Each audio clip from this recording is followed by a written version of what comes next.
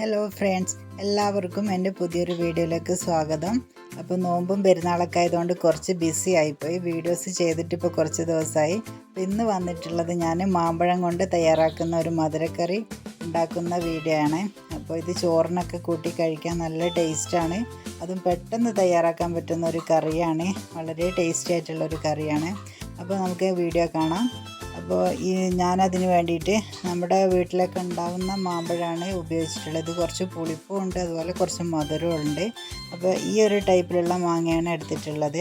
അപ്പോൾ തയ്യാറാക്കാൻ വേണ്ടി ഒരു പാത്രം വെച്ചിട്ടുണ്ട്. അത് ചൂടായി വരുമ്പോൾ അതിലേക്ക് കോക്കനട്ട് ഓയിൽ ഒഴിച്ചു കൊടുക്കാം. ഇനി ഈ ഓയിലൊന്ന് ചൂടായി വരുന്ന സമയത്ത് നമുക്ക് കുറച്ച് കടുക് ഇട്ടിട്ടൊന്ന് പൊട്ടിച്ചെടുക്കാം.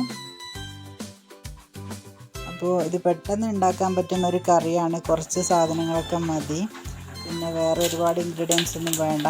ഇപ്പോൾ 2 വറ്റൽ മുളക് കൂടി ഇതിലേക്ക് ഇട്ട് കൊടുത്തിട്ടുണ്ട്. അതൊന്ന് മൂപ്പിച്ചെടുക്കാം.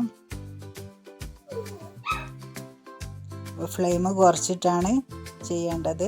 അപ്പോൾ വറ്റൽ മുളക് ഒന്ന് മൂത്ത് വരുന്ന സമയത്ത് നമുക്കതിലേക്ക് കുറച്ച് മഞ്ഞൾപ്പൊടി ഇട്ട് കൊടുക്കാം. അതുപോലെ എരിവിന് ആവശ്യമായിട്ടുള്ള മുളക് പൊടിയും കൂടി ചേർത്ത് കൊടുക്കാം.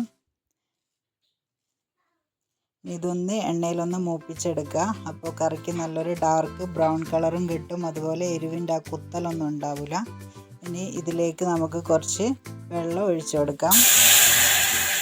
കുറച്ച് വെള്ളം ഒഴിച്ചാൽ മതി. നമുക്കിത് ഒഴിച്ച് കറിയല്ല, ഒരു തൊടുകറി പോലെയാണ് ഉണ്ടാക്കുന്നത്. അപ്പോൾ കുറച്ച് വെള്ളം ഒഴിച്ചു കൊടുക്കാം.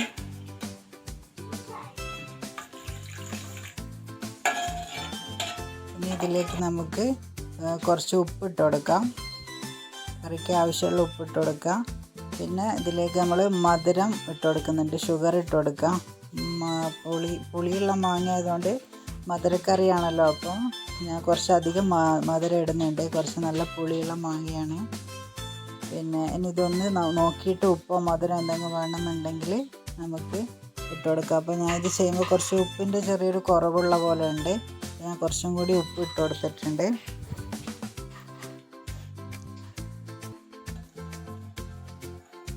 ജസ്റ്റ് ഒന്ന് മിക്സ് ചെയ്ത് കൊടുക്കുന്നുണ്ട്. ഇനി ഇതിലേക്ക് നമ്മൾ കട്ട് ചെയ്ത് വെച്ചിട്ടുള്ള മാങ്ങ ഇട്ട് കൊടുക്കാം. ഇപ്പോൾ എരിവും പുളിപ്പും മധുരവും ഈ 3 ടേസ്റ്റുമാണ് ഈ കറിക്ക് ഉണ്ടാവുക. നല്ല ടേസ്റ്റാണ് ഈ സത്യത്തിൽ, നല്ലൊരു ഡിഫറെൻറ്റ് ടേസ്റ്റാണ് ചോറിനൊക്കെ. അപ്പോൾ ഇനി ഇതൊന്ന് അടച്ച് വെച്ചിട്ട് ഫ്ലെയിം കുറച്ച് വെച്ചിട്ട് നമുക്കൊന്ന് വേവിച്ചെടുക്കാം.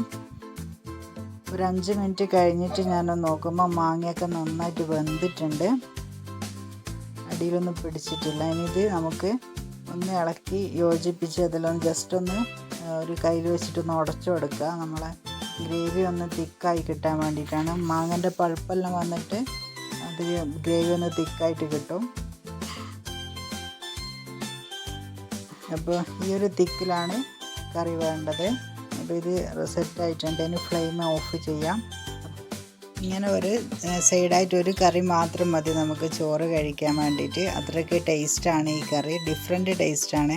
അപ്പോൾ ഇപ്പം മാങ്ങയുടെയൊക്കെ കാലമാണല്ലോ, അപ്പം മരുന്നൊന്നും അടിക്കാത്ത മാങ്ങയാണ്, അതുകൊണ്ടാണ് തൊലിയോടുകൂടി തന്നെ ഇട്ട് കൊടുത്തത്. അപ്പോൾ നല്ല ടേസ്റ്റാണ് ഈ കറി. അപ്പോൾ നിങ്ങൾക്ക് വീഡിയോ യൂസ്ഫുള്ളാകുകയും ഇഷ്ടപ്പെടുകയൊക്കെ ചെയ്തിട്ടുണ്ടെങ്കിൽ ചാനൽ ഒന്ന് സബ് ചെയ്ത് സപ്പോർട്ട് ചെയ്യണേ. Thank you.